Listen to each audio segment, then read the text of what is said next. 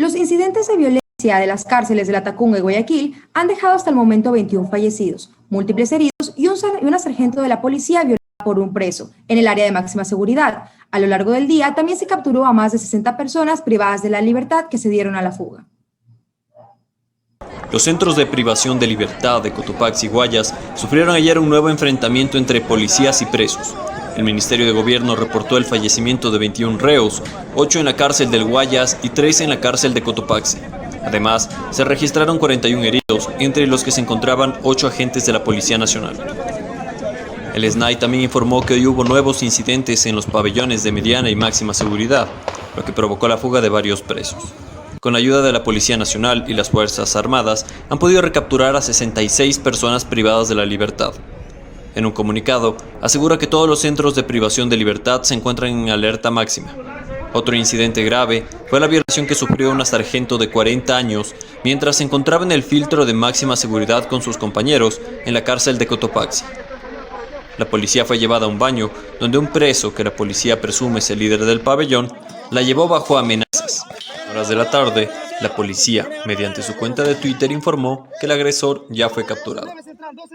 Pero, ¿qué se puede hacer frente a esta situación que se ha vuelto recurrente en las cárceles? Creo que hay que establecer una reestructuración del sistema de penitenciario en general, que no solo está articulado al SNAI, sino al grueso de cómo se están tomando las decisiones, porque, por ejemplo, anteriormente se tomaba ya el Consejo de Rehabilitación Social. Habría que tomar algo que sea más orgánico, más articulado, más colegiado, que les permita un poco al Estado mirar el problemático de una perspectiva más general. Otra reforma que propone Pontón es que el Estado asigne un ministerio para que tenga el control directo sobre las cárceles. Lastimosamente, lo que estamos haciendo ahorita es que el Ministerio de Gobierno empieza a suplir ese tipo de deficiencias que tiene el Estado con la policía, y la policía no está capacitada para ello. Entonces hay que buscar un mecanismo de fortalecimiento de las capacidades del Estado en la materia de conducción de las cárceles.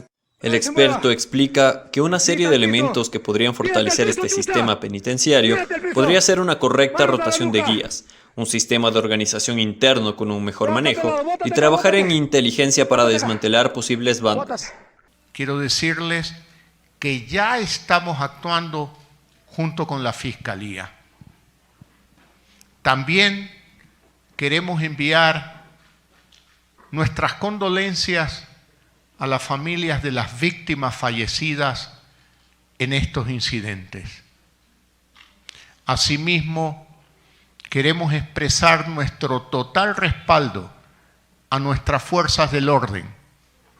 Les decimos que el gobierno del encuentro ha restablecido el pleno control de los 2 centros de privación de libertad, tanto en La Tacunga, en la provincia de Cotopaxi, como en Guayaquil, donde la noche anterior se produjeron sendos amotinamientos e incidentes entre bandas delincuenciales.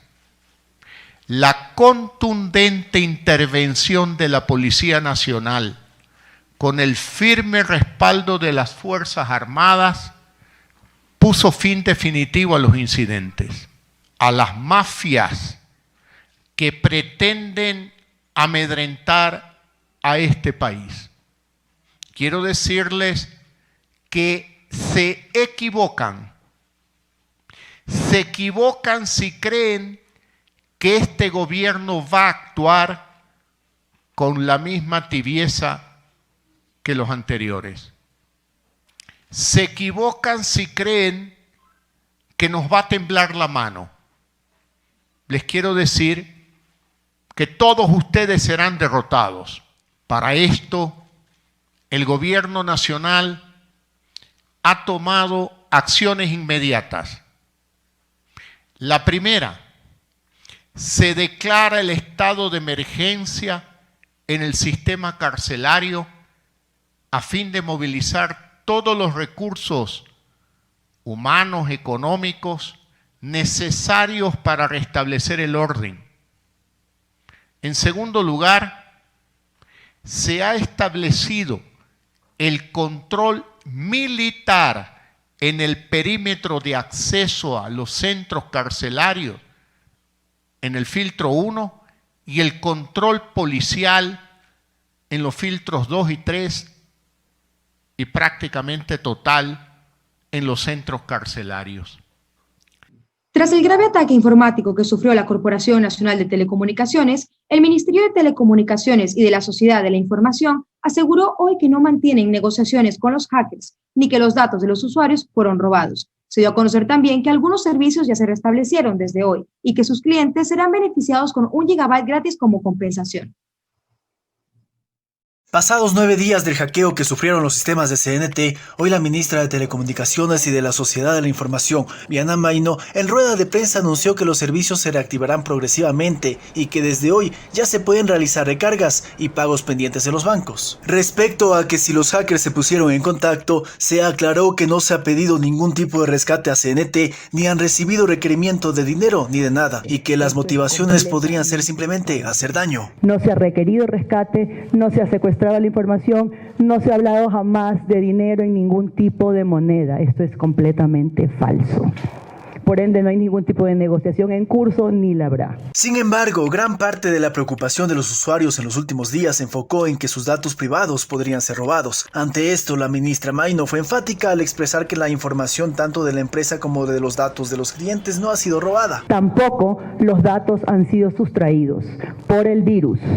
El virus no ha robado ni secuestrado nada. La información está intacta en la empresa, rehabilitándose progresivamente, exclusivamente por protocolos de seguridad y de control. Mayno aseguró que los equipos de CNT ingresaron a una cadena de custodia y que en las investigaciones han participado el equipo técnico de CNT, la Fiscalía, la Policía Nacional y Fuerzas Armadas. Agregó que las autoridades pertinentes seguirán investigando de acuerdo a la denuncia presentada en la Fiscalía para lograr dar con los responsables, ya sean nacionales o internacionales. Por otro lado, usuarios de CNT han reportado que no servía el sistema para el pago de planillas, reclamos, servicio técnico y facturación. También experimentaron lentitud en el resto de servicios, a lo que la ministra respondió que fue causado por los fortalecimientos de seguridad y que aunque el ataque fue fuerte, no se dejó de brindar el servicio ni se multará por retraso en los pagos. También se aseguró que no se suspenderá el servicio por falta de pago y que los usuarios recibirán un bono de 1 GB de internet gratis como compensación.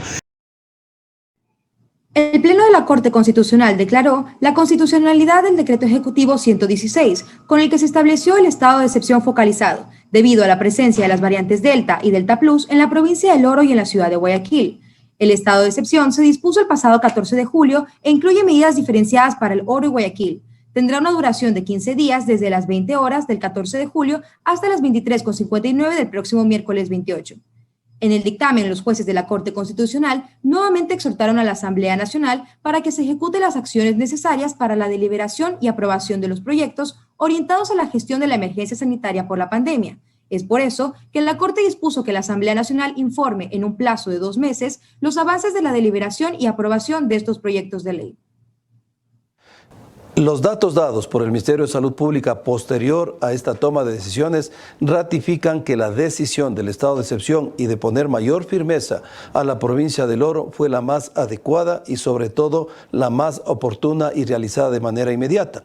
Es decir, hemos ejecutado las medidas preventivas, las medidas de contención y también estaremos atentos a las medidas operativas.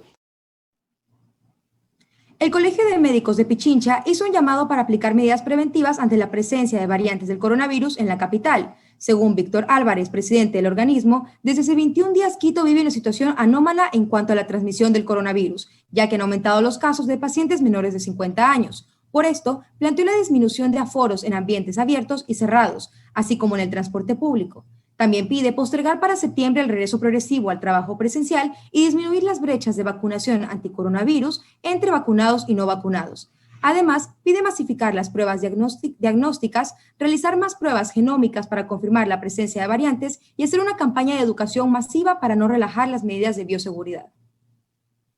Que si nosotros no actuamos de manera conjunta, gobiernos, sectores de la salud y comunidad, para hacer un proceso de contención,